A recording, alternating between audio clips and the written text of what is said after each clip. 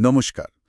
আজকের আলোচনা পণ্ডিত শ্রীরাম শর্মা আচার্যের লেখা আপত্তিও মে ধৈর্যে নিয়ে, মানে বিপদের মুহূর্তে ধৈর্য। হ্যাঁ, এই বইটা কিন্তু খুব গুরুত্বপূর্ণ। আমরা এই লেখার কিছু ভাবনা নিয়ে কথা বলবো, দেখব জীবনের কঠিন পরিস্থিতিতে কিভাবে একটু স্থির থাকা যায়, মানে মানসিক শক্তিটা বজায় রাখা যায়।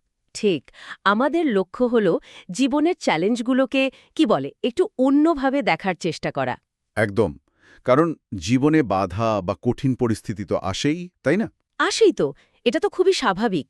এই লেখাটা আমাদের সেই দৃষ্টিভঙ্গিটা তৈরি করতে সাহায্য করে, যেখানে আমরা বিপদকে শুধু সমস্যা হিসেবে দেখি না।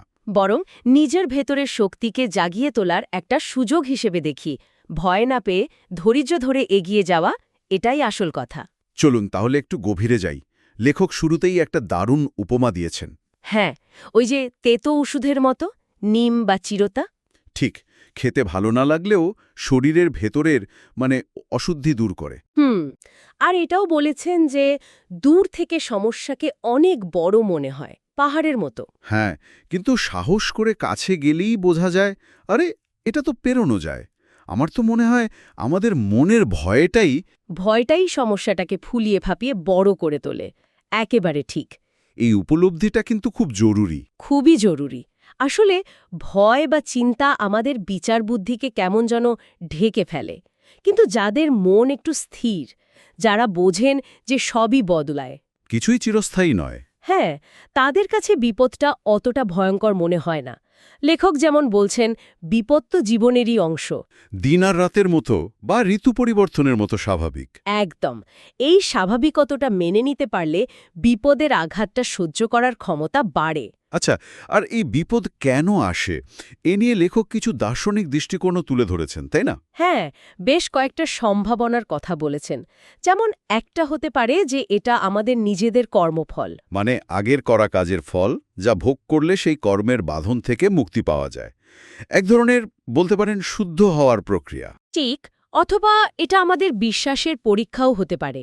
যে এই কঠিন সময়ে ধৈর্য আর আস্থা রাখতে পারলে ঈশ্বরের কৃপা লাভ হয়। আরও কিছু গভীর সম্ভাবনার কথা বলেছেন, যেমন হয়তো এই কষ্টটা ঈশ্বরের কোনো বড় পরিকল্পনার অংশ। যার ভালো দিকটা আমরা হয়তো তখন বুঝতে পারছি না। হ্যাঁ, অথবা এটা হয়তো আগে থেকেই ঠিক করা ছিল, মানে ঘটতই। এমনকি লেখক এটাও মনে করিয়ে দিচ্ছেন যে এই শরীর বা পরিচয় নিয়ে আমরা দুঃখ করি, সেটাও তো স্থায়ী নয়। এই ভাবনাগুলো কিন্তু কঠিন সময়ে খুব সাহায্য করতে পারে, পার্সপেক্টিভটা বদলে দেয়। অবশ্যই, মনের আশ্রয় হতে পারে। এখানে একটা খুব সুন্দর তুলনা ব্যবহার করা হয়েছে। মা যেমন সন্তানের ভালোর জন্য, হ্যাঁ, বকাঝকা করেন, শাসন করেন, সন্তানের তখন খারাপ লাগে। কিন্তু তার গভীরে তো থাকে মায়ের ভালোবাসা, মঙ্গল কামনা। ঠিক, লেখক বলছেন ঈশ্বরও অনেকটা সেভাবে, মানে আমাদের আত্মার উন্নতির জন্য কখনো সুখ দেন, কখনো দুঃখ। বাহ, উপমাটা খুবই ভালো। হ্যাঁ, যেমন মা হয়তো বেশি মিষ্টি খেতে দেন না, বা অসুখ করলে তেতো ওষুধ জোর করে খাওয়ান। এগুলো আপাতদৃষ্টিতে কষ্টকর। কিন্তু এর পেছনে তো মায়ের গভীর চিন্তা থাকে সন্তানের ভালোর জন্য। একইভাবে জীবনের এই দুঃখ বা কঠিন পরিস্থিতিগুলোও হয়তো সেই বৃহত্তর মঙ্গলেরই অংশ। যা আমাদের আত্মাকে আরও শক্তিশালী করে তোলে, তাই না? হ্যাঁ, আরও পরিণত করে তোলে। এই দৃষ্টিভঙ্গিটা নিতে পারলে কষ্টের মধ্যেও একটা মানে খুঁজে পাওয়া যায়। আচ্ছা, শুনতে একটু অন্যরকম লাগলেও লেখক কিন্তু বিপদের কিছু সুফলের কথাও বলেছেন। হ্যাঁ, বলেছেন, ওই যে খারাদ বা খোদাই করার যন্ত্রের উপমাটা। হ্যাঁ, ওটা দারুণ। যন্ত্র দিয়ে ঘষা না খেলে যেমন কাঠ বা পাথর সুন্দর মূর্তি হয় না, তেমনি জীবনের বিপদ বা কষ্টের আঁচড় ছাড়া মানুষের ভেতরের সৌন্দর্য, গুণ বা দৃঢ়তা পুরোপুরি বেরোয় না। এটা যেন ভালোবাসা আর সম্পর্কের আসল পরীক্ষাও, মানে কুষ্টিপাথর। একদম। কে কঠিন সময়ে পাশে থাকে আর কে স্বার্থপরের মতো চলে যায়, সেটা বোঝা যায়। খুব সত্যি কথা। আর একটা জরুরি দিক হল, কঠিন পরিস্থিতি মানুষের ভেতরের ঘুমিয়ে থাকা প্রতিভা জাগিয়ে তোলে, লুকানো শক্তি। যখন সব সহজে চলে তখন আমরা একটু অলস হয়ে পড়ি হয়তো। হ্যাঁ, আত্মতুষ্ট হয়ে পড়ি। কিন্তু বিপদ এলেই শরীর মন দুটোই সজাগ হয়ে যায়, সক্রিয় হয়। লেখক একটা জোরালো উপমা দিয়েছেন। ওই চাবুকের আঘাতের মতো। হ্যাঁ, চাবুকের আঘাত যেমন অলস ঘোড়াকেও তেজি বানিয়ে দৌড় করায়, তেমনি বিপদের ধাক্কা আমাদের ভেতরের শক্তিটাকে কাজে লাগায়। শুধু তাই নয়, লেখক আরও গভীরে গিয়ে বলছেন দুঃখ কষ্ট নাকি আমাদের জমা হওয়া পুরনো ভুল বা পাপের বোঝা কমায়। চেতনাকে শুদ্ধ করে, হালকা করে। ধারণাটা অনেকটা আগুনে পুড়ে সোনা খাঁটি হওয়ার মতো। আর এটা তো আমরা অনেকেই অনুভব করি। অনেক সময় বড় বড় উপদেশ বই পড়ে যা শিখি না, জীবনের একটা কঠিন অভিজ্ঞতার ধাক্কা সেটা শিখিয়ে দেয়। কঠিন পরিস্থিতি আসলে সেরা শিক্ষক। একদম। আবার দেখুন, অতিরিক্ত সুখ বা আরাম অনেক সময় মানুষকে অহংকারী করে তোলে, ভোগী করে তোলে, জীবনের আসল লক্ষ্য থেকে সরিয়ে দেয়। হুম। লেখক একটা বেশ মজার সম্ভাবনার কথা বলেছেন। ঈশ্বর নাকি কখনো সেই অতিরিক্ত সুখের জিনিসগুলো, যেমন ধরুন টাকা, ক্ষমতা, এগুলো কেড়ে নেন, কেন? যাতে মানুষ ওই জাগতিক মোহ থেকে বেরিয়ে এসে আরও জরুরি কাজে মন দিতে পারে, মানে আধ্যাত্মিক উন্নতি বা ভেতরের উন্নতিতে। ও আচ্ছা। উপমাটা হলো, মা যেমন বাচ্চার হাত থেকে বেশি খেলনা কেড়ে নিয়ে তাকে বই পড়তে পাঠান। আপাতদৃষ্টিতে মনে হয় কেড়ে নিলেন, কিন্তু উদ্দেশ্যটা ভালো। ইতিহাসে তাকালে তো এমন অনেক উদাহরণ পাওয়া যায়। অবশ্যই, রাজা হরিশ্চন্দ্র, ভক্ত প্রহ্লাদ, ঋষি দধীচি, সীতা, দ্রৌপদী, এদের সবার জীবনই তো চরম কষ্টের মধ্যে দিয়ে গেছে। তারা স্বেচ্ছায় কঠিন পথ বেছে নিয়েছিলেন বা ভয়ঙ্কর বিপদের মুখে পড়েছিলেন বলেই তো তাদের মহত্ব, ত্যাগ, দৃঢ়তা আজও আমাদের প্রেরণা দেয়। ঠিক, একটা সাধারণ আরামের জীবন কাটালে তাদের ভেতরের ওই অসাধারণ গুণগুলো হয়তো সেভাবে প্রকাশই পেত না। তাই তো। এছাড়াও বিপদ বা ক্ষতি আমাদের জীবনে যা কিছু ভালো আছে তার আসল মূল্য বুঝতে শেখায়, বা যা হারিয়েছি সেটারও। এই উপলব্ধিটা ভবিষ্যতের জন্য খুব জরুরি। হ্যাঁ, ভবিষ্যতে আমাদের আরও সচেতন, আরও কৃতজ্ঞ, আরও যত্নবান হতে সাহায্য করে। যেমন ধরুন, কোনো প্রিয়জনকে হারালে যে দুঃখ হয়, তা হয়তো আমাদের অন্য প্রিয়জনদের প্রতি আরও বেশি করে স্নেহশীল করে তোলে। ঠিক। ব্যর্থতা বা ক্ষতি থেকে যে বাস্তব জ্ঞানটা পাওয়া যায়, সেটা অমূল্য। অন্য কোনোভাবেই ওই শিক্ষা পাওয়া যায় না। ভবিষ্যতের পথ চলার জন্য ওটা বিরাট পাথেয়। তাহলে মূল প্রশ্নটা হলো এই কঠিন পরিস্থিতির মোকাবেলা আমরা করব কিভাবে? এখানেই তো ধৈর্যের ভূমিকাটা আসছে। একদম। লেখক বারবার এই ধৈর্যের উপরে সবচেয়ে বেশি জোর দিয়েছেন। বলছেন, পরিস্থিতি যতই খারাপ হোক, ধৈর্য হারানো চলবে না। অস্থির হওয়া যাবে না, মাথা ঠান্ডা রাখতে হবে। হ্যাঁ, শান্ত মনে সমস্যাটা বুঝতে হবে আর সমাধানের পথ খোঁজার চেষ্টা চালিয়ে যেতে হবে। এমনকি কঠিন সময়েও হাসি মুখে থাকা, জীবনের ওঠাপড়াকে একটা নাটকের মতো দেখা, এটাই নাকি স্থির বুদ্ধির লক্ষণ। এই প্রসঙ্গে গায়ত্রী মন্ত্রের পঞ্চম অক্ষর তু এর একটা প্রতীকী ব্যাখ্যার কথাও আছে। আচ্ছা। সেটা কি, এই তু নাকি এই শিক্ষাই দেয় যে বিপদের মধ্যেও প্রচেষ্টা, মানে চেষ্টা চালিয়ে যেতে হবে, হাল ছাড়া যাবে না। ও, দারুণ তো। ধৈর্য ধরে চেষ্টা করলে মেঘ কেটে সূর্য উঠবেই। আর খারাপ সময় যখন চলে যায়, তখন সে কিন্তু খালি হাতে যায় না। কি দিয়ে যায়? অভিজ্ঞতা, সহনশীলতা, আত্মবিশ্বাস, মানসিক দৃঢ়তা, এই রকম মূল্যবান গুণগুলো উপহার দিয়ে যায়। বলা হয়, কঠিন পরিস্থিতি যা শেখাতে পারে, 10 জন গুরু মিলেও তা পারেন না। বাহ। আরেকটা খুব জরুরি বিষয় হল বর্তমানে বাঁচা, তাই না? অত্যন্ত জরুরি। লেখক বলছেন, অতীতের ভুলের জন্য আফসোস করা বা ভবিষ্যতের অজানা ভয়ে দুশ্চিন্তা করা, এই দুটোই আমাদের বর্তমানের শক্তি নষ্ট করে দেয়। আমাদের হাতে যা আছে তা তো শুধু আজকের দিনটা, এই মুহূর্তটা। এটাই আসল সম্পদ। একেই ভালোভাবে কাজে লাগাতে হবে। অতীতের ভুল বা ভবিষ্যতের ভয় যেন বর্তমানের কাজ করার ক্ষমতাটা কেড়ে না নেয়। হ্যাঁ, তবে ভবিষ্যতের জন্য প্ল্যান করা আর চিন্তা করা তো এক নয়। না না, একেবারেই এক নয়, এটাই বুঝতে হবে।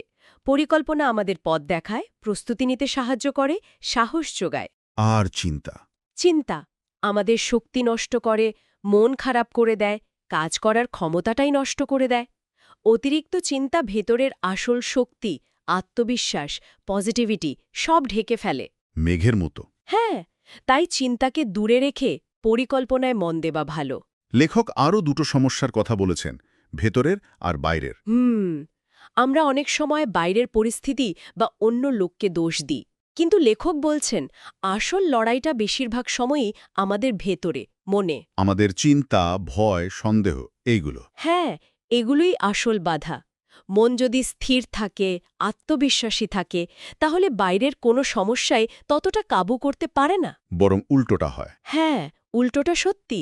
বাইরের কঠিন পরিস্থিতির মোকাবেলা করতে গিয়ে অনেক সময় আমাদের ভেতরের দুর্বলতাগুলো কেটে যায়, মন আরও শক্ত হয়। আর এই মনের শক্তি বাড়ানোর জন্য তো ইচ্ছা শক্তি বা উইল পাওয়ার দরকার। অবশ্যই।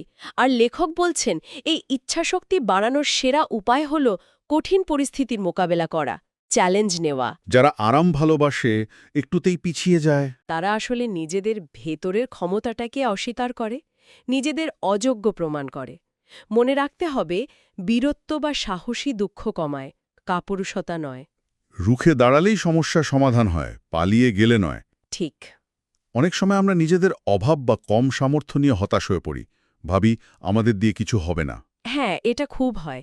কিন্তু লেখক এই ধারণাকেও ভুল বলছেন। তিনি বলছেন অল্প সামর্থ্য নিয়েও জীবনে বড় কাজ করা যায়। ওই মাটির প্রদীপের উদাহরণটা? হ্যাঁ, একটা সামান্য মাটির প্রদীপ, সেও কিন্তু ঘন অন্ধকারে আলো জ্বেলে পথ দেখাতে পারে। ইতিহাসেও তো তাই দেখি। বেশিরভাগ সফল মানুষ খুব সাধারণ অবস্থা থেকে উঠে এসেছেন। একদম। বাংলা একটা প্রবাদ আছে না, নাচতে না জানলে উঠোন বাঁকা। হ্যাঁ, মানে নিজের দোষ ঢাকার জন্য পরিস্থিতির দোষ দেওয়া। লেখক এই মানসিকতারই বিরোধিতা করছেন।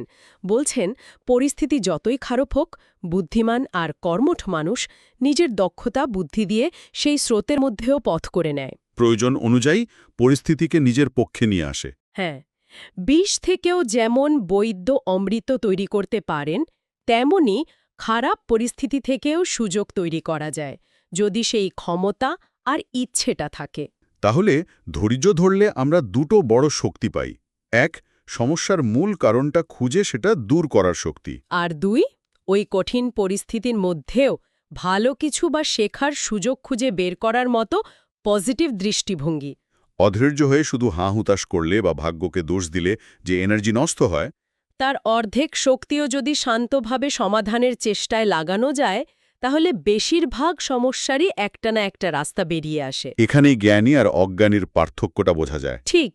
বিবেকী বা জ্ঞানী, বিচক্ষণ মানুষ ধৈর্য ধরে, শান্ত থেকে বিপদের কারণ বোঝার চেষ্টা করেন, পথ খোঁজেন, পরিস্থিতিকে একটা শিক্ষা বা পরীক্ষা হিসাবে দেখেন। আর অন্যদিকে অজ্ঞানী বা অধৈর্য মানুষ তারা অল্পতেই ঘাবড়ে যান, কান্নাকাটি করেন, অন্যদের দোষ দেন, আর তাতে সমস্যা আরও জটিল হয়।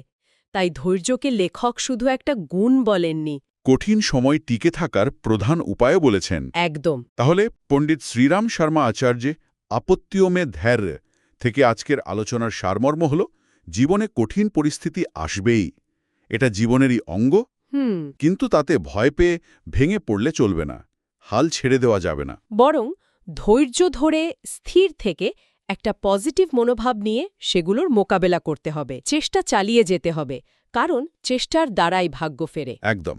মূল কথাটা হলো, বিপদকে অভিশাপ না ভেবে সেটাকে নিজের উন্নতির একটা সুযোগ হিসেবে দেখা। হ্যাঁ, এটা হতে পারে ভুল শোধরানোর সুযোগ, নিজের ভেতরের শক্তি পরীক্ষা করার উপায়, নতুন কিছু শেখার মাধ্যম বা ঈশ্বরের প্রতি আস্থা দেখানোর পরীক্ষা। ধৈর্য, সহনশীলতা, চেষ্টা আর স্থির বুদ্ধি, এগুলোই হলো চাবিকাঠি, যা দিয়ে আমরা কঠিন সময়ের দরজাও খুলতে পারি। অতীতের জন্য দুঃখ নয়, ভবিষ্যতের জন্য দুশ্চিন্তা নয়, বরং বর্তমান মুহূর্তে মন দিয়ে নিজের কাজটা করে চলাই আসল পথ। আজকের আলোচনা থেকে আমার মনে একটা প্রশ্ন আসছে। বলুন। যদি আমরা জীবনের ছোট বড় চ্যালেঞ্জগুলোকে ভয় পেয়ে এড়িয়ে না গিয়ে সেগুলোকে সাহস করে গ্রহণ করার একটা অভ্যাস করি, যদি প্রতিটা কঠিন পরিস্থিতিকে নিজের ভেতরের শক্তি, সহনশীলতা, সৃজনশীলতা এগুলো পরীক্ষা করার একটা সুযোগ হিসেবে দেখি, তাহলে সেটা লম্বা সময়ে আমাদের ভেতরের সম্ভাবনাকে কতটা জাগিয়ে তুলতে পারে, এটা কিন্তু সত্যি ভাবার মতো একটা বিষয়। অবশ্যই ভাবার মতো।